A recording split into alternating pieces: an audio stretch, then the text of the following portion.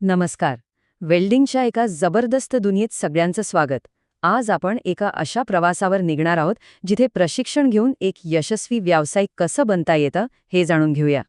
कधी विचार केलाय की आपल्या आजूबाजूला दिसणाऱ्या मोठ्या मोठ्या इमारती, लांबचक पूल आणि हो, आपल्या गाड्यासुद्धा या सगळ्या गोष्टी एकत्र कशा जोडल्या जातात? नाही, हे फक्त नट बोल्टचं काम नाहीये. याचं खरं उत्तर आहे कुशल वेल्डर्स. हो, हेच ते लोक आहेत जे आपल्या पायाभूत सुविधांना म्हणजे इन्फ्रास्ट्रक्चरला खरी ताकद देतात. खरं तर हे आपल्या आधुनिक जगाचे असे हिरो आहेत ज्यांच्याकडे आपलं फारसं लक्ष जात नाही. तर मग या क्षेत्रात यशस्वी व्हायचं असेल तर सुरुवात कुठून करायची? पाया कसा मजबूत करायचा? चला तर या प्रवासाची सुरुवात करूया. प्रशिक्षणाचं नेमकं महत्त्व काय आणि त्याची उद्दिष्ट काय आहेत हे समजून घेऊया. बघा, हे जे प्रशिक्षण आहे ना, याची मुख्यत्वे 3 उद्दिष्ट आहेत. सगळ्यात पहिलं म्हणजे जी काही आवश्यक स्किल्स आहेत ती शिकवणं.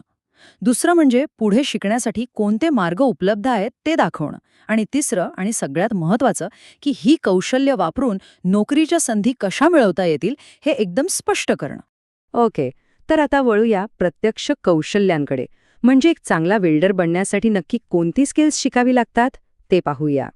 कारण बघा, कोणत्याही उत्तम करिअरचा पाया हा मजबूत आणि प्रॅक्टिकल स्किल्सवरच उभा असतो आणि या प्रवासाची सुरुवात बरोबर इथूनच होते. हा जो शिकण्याचा मार्ग आहे ना, तो खूपच सिस्टमॅटिक आहे. सगळ्यात आधी सुरुवात होते गॅस वेल्डिंगपासून, मग शिकायला मिळतं ऑक्सी ॲसिटिलिन कटिंग आणि दुरुस्तीची कामं. त्यानंतर नंबर लागतो SMAW वेल्डिंगचा, म्हणजे शिल्डेड मेटल आर्क वेल्डिंग, ज्याचा वेगवेगळ्या लेव्हल्स शिकवल्या जातात. आणि शेवटी स्पॉट आणि PUG कटिंग मशीन्स कशा वापरायच्या ह्याचंही प्रशिक्षण मिळतं. म्हणजे बघा, एकंदरीत हा एक कम्प्लीट पॅकेज आहे. पण एक मिनिट, फक्त स्किल्स असून भागत नाहीये, बरोबर? एक खरा प्रोफेशनल बनायचं असेल तर फक्त हातातली कला पुरेशी नसते. शिस्त आणि व्यावसायिक वागणूक म्हणजे प्रोफेशनल कंडक्ट हे सुद्धा तितकंच किंबहुना जास्तच महत्वाचं आहे. ही गोष्ट नेहमी लक्षात ठेवली पाहिजे. विशेषतः मोठ्या इंडस्ट्रीमध्ये तुम्ही काय काम करता याच्या इतकंच महत्त्वाचं आहे की तुम्ही ते काम कसं करता, तुमचं वर्तन कसं आहे. एका प्रोफेशनल व्यक्तीकडून काय अपेक्षित आहे? तर नम्रता, इतरांचं लक्ष देऊन ऐकणं आणि वेळेवर असणं. आणि काय टाळलं पाहिजे? तर इतरांशी वाद घालणं, उगाच वेळ वाया घालवणं आणि चुकीचं वागणं. या छोट्या छोट्या गोष्टींमधूनच एका संस्थेची व्यावसायिकतेची जी अपेक्षा असते ती स्पष्ट होते. आणि या सगळ्या नियमांमागे एकच महत्त्वाचं तत्त्व आहे, ते म्हणजे संस्थेची नैतिक प्रतिमा आणि प्रतिष्ठा जपणं. हे फक्त तुमच्यापुरतं मर्यादित नाहीये, तर यामुळे संपूर्ण संस्थेची ओळख तयार होत असते. ठीक आहे, स्किल्स शिकलो, शिस्तही समजली. पण आता सगळ्यात मोठा प्रश्न की ही सगळी मेहनत आपल्याला खऱ्या जगात कुठे घेऊन जाणार आहे? आपलं भविष्य काय आहे? चला, तेच पाहूया. इथे सगळ्यात महत्त्वाची गोष्ट ही आहे की तुम्ही जे काही शिकताय त्याचा डायरेक्ट संबंध नोकरीच्या संधींशी आहे.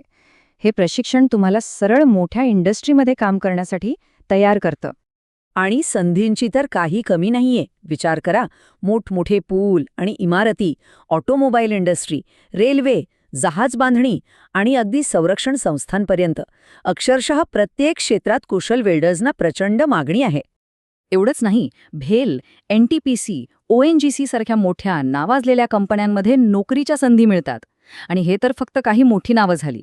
याशिवाय अनेक पब्लिक आणि प्रायव्हेट कंपन्यांमध्येही खूप मोठा स्कोप आहे. पण थांबा, फक्त नोकरी हा एकच पर्याय नाहीये.